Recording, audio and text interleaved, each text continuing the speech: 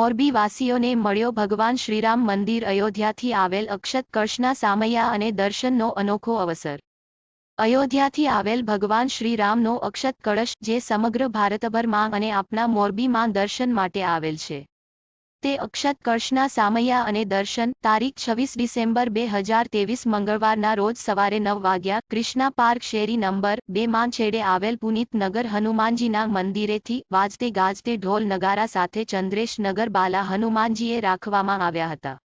અક્ષત કળશના સામૈયા કરવા અને પુનિત નગર હનુમાનજીએ પધરામણી કરવા આજુબાજુ ક્રિષ્ના પાર્ક 1-2 પુનિત નગર આશા પાર્ક રાધા પાર્ક વગેરે બધી જ સોસાયટીના ધર્મપ્રેમી ભાઈઓ બહેનોએ ખૂબ જ ઉત્સાહપૂર્વક ભગવાન શ્રીરામના અક્ષત કળશ વધામણામાં બહોળી સંખ્યામાં ભાગ લીધો હતો।